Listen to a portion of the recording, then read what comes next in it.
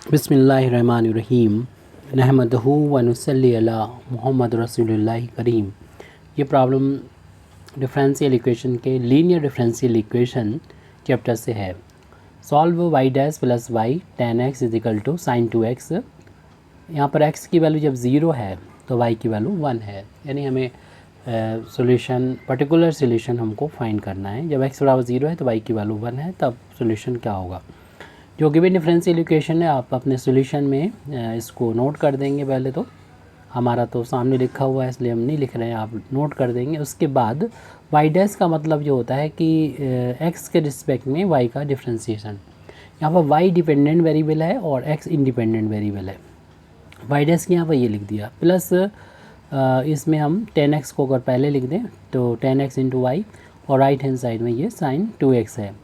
अब इस इक्वेशन की कंपेयर जो लीनियर डिफरेंशियल इक्वेशन है यानी d y over d x plus का p into y is equal to q, इस इक्वेशन से कंपेयर कर देंगे। यहाँ से हमें p और q मिल जाएगा। और आपको जैसे कि मालूम ही है, आपको इसको लिखना नहीं है कि इस तरीके का जो लीनियर डिफरेंशियल इक्वेशन होता है उसका सोल्यूशन फाइंड करने के लिए सबसे पहले तो इंटीग्रेटिंग फैक्टर फाइंड करना होता है, जो कि होता है e to the power p dx होता है। p का मतलब जो y का कोफिशिएंट होता है डिफरेंशियल इक्वेशन में, यानी लीनियर डिफरेंशियल इक्वेशन होना ज़रूरी है।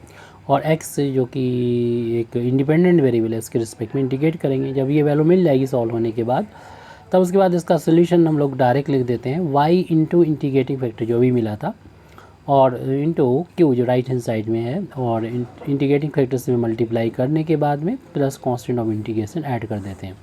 क्योंकि एक फर्स्ट ऑर्डर का डिफरेंशियल इक्वेशन है, एक ही ऑर्डर का है, तो एक ही इसमें आर्बिट्री कांस्टेंट होगा। तो इसके बाद आप जब इस डिफरेंशियल इक्वेशन की कंपेयर करेंगे तो y का कोफिशिएंट जो p कैपिटल P की वैल्यू, वहाँ पर y का कोफिशिएंट देख रहे हैं कि 10x के इक्वल है। तो यहाँ से आप इस सवाल की शुरुआत करेंगे इसे लिखने के बाद, यानी इसको जो बॉक्स में लिखा है इसको आपको नोट नहीं करना है। और राइट हैंड साइड में जो q होता है वो यहाँ पर साइन 2x है, साइन 2x है। तो अब हम यहाँ पर इंटीग्रेटिंग फैक्टर की वैल्यू फाइंड करेंगे क्योंकि अपना जो इक्वेशन है वो लीनियर डिफरेंशियल इक्वेशन है। तो उसमें इंटीग्रेटिंग फैक्टर होता है e to the power p into d x होता है। p की वैल्यू यहाँ पर 10x है, उसको x के रिस्पेक्ट में इंटीग्रेशन करेंगे। हम लोग जानते हैं कि 10x का इंटीग्रेशन जो होता है log ऑफ sec x होता है, और e से e की पावर अगर log है तो ये हट जाएगी, क्योंकि हम लोग जानते हैं e टू द पावर अगर log fx होता है तो सॉल्व करने के बाद इसकी वैल्यू fx के बराबर आ जाती है। तो ये फार्मूले के तौर पर हम यहाँ पर यूज़ कर रहे हैं, तो e से log हट जाएगा ओनली, यानी यहाँ पर sec x बचेगा। तो ये तो इंटीग्रेटिंग फैक्टर आ गया। अब इंटीग्रेटिंग फैक्टर के बाद हमें इसका डिफरेंशियल इक्वेशन का सॉल्यूशन लिखना होगा, इसी फार्मूले का यूज़ करना होगा। तो सॉल्यूशन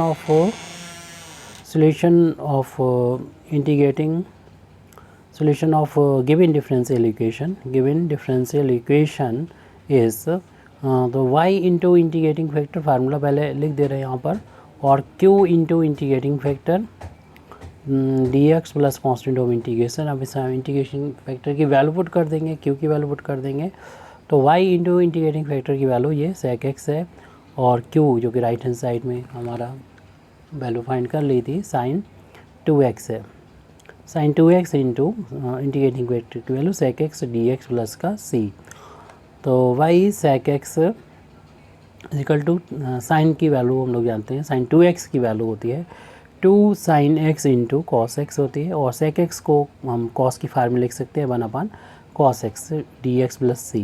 कॉस से कॉस ये कैंसिल कर सकते हैं, तो y sec x is equal to 2 into में है कांस्टेंट, इसे बाहर ले लेंगे।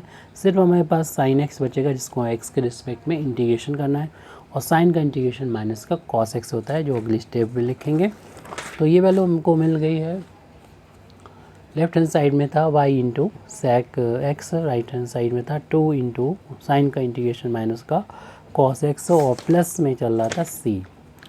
तो इस माइनस को हम शुरू में लिख सकते हैं। तो y sec x is equal to minus का 2 cos x प्लस का c। इसे आप इक्वेशन डाल देते हैं, इक्वेशन नंबर 1 या जो भी इक्वेशन हो वो डालने के बाद अब यहाँ पर जो कंडीशन दे रखी है तो उसका यूज़ करेंगे। हमें बता दिया था कि जब x की जो वैल्यू 0 है वैन x इक्वल टू 0, तब y की वैल्यू बताइए कि ये 1 के इक्वल है, कितनी भी हो सकती है। इस फाइल में लिखा हुआ था y 0 इज इक्वल टू 1, इस तरीके से, यानी यहाँ पर जो होता है वो x होता है, y x की वैल्यू जो है वो दे रखी है यहाँ पर, जो भी होता है तो वो लिख दिया जाता है यहाँ पर, जो भी वैल्यू थी। यहाँ पर x की वैल्यू 0 है तो y की वैल्यू 1 बता दी गई थी, तो इसको रख देना है इन इक्वेशन नंबर 1 में रख देंगे, इससे हमें c की वैल्यू मिल जाएगी। ये जो सोल्यूशन अभी आया वो जनरल सोल्यूशन कहलाता है, क्योंकि जितने ऑर्डर का डिफरेंशियल इक्वेशन होता है उतनी ही इसमें अगर आर्बिट्रेरी कांस्टेंट हो तो ये इक्वेशन जो सोल्यूशन आता है वो कहलाता है जनरल सोल्यूशन। अब हम ये जब कांस्टेंट की वैल्यू यहाँ पर पुट कर देंगे तब ये सोल्यूशन पर्टिकुलर सोल्यूशन कहलाएगा। तो यहाँ पर हमें x की वैल्यू 0 रख देना है इक्वेशन नंबर 1 में, तो x y की वैल्यू 1 रखना। 1 into sec 0 is equal to -2 into cos 0 plus का है c। अब सेक 0 की वैल्यू हम लोग जानते हैं कि 1 के इक्वल होती है और कॉस 0 की वैल्यू भी 1 के इक्वल होती है। ये हो जाएगा 1, ये माइनस का 2, जो कि लेफ्ट हैंड साइड में आके प्लस का 2 हो जाएगा। इस तरीके से c की वैल्यू 2 और 3 आ जाएगी। ये वैल्यू इक्वेशन नंबर हम 1 में पुट कर देंगे। Putting in equation number 1, equation मतलब जो c की वैल्यू मिली है इक्वेशन नंबर 1 में लिखेंगे, तो y into sec x is equal to -2 into cos x plus c की वैल्यू 3 हो जाएगी। अब आपकी मर्जी है, यहीं पे इसका सोल्यूशन छोड़ सकते हैं या सेक की वैल्यू को 1 अपान कॉस लिख सकते हैं और फिर इसके बाद दोनों साइड में कॉस से मल्टीप्लाई कर देंगे, तो लेफ्ट हैंड साइड को कॉस से इंटू करने पे कैंसिल होके सिर्फ बचेगा y, या कॉस को उधर लेके ऐसे समझ सकते हैं, तो 2 cos square x plus 3 into cos x, इस तरीके से भी आंसर इसको लिख सकते हैं, या सभी को एक साइड करके भी लिख सकते हैं। यानी कुल मिला के यहाँ पर ये पर्टिकुलर सोल्यूशन जो हमसे फाइंड करने को बोला गया था वो आ चुका है। Thank you very much Indeed for listening me व आखिर दावाना अल्हम्दुलिल्लाहि रब्बिल आलमीन।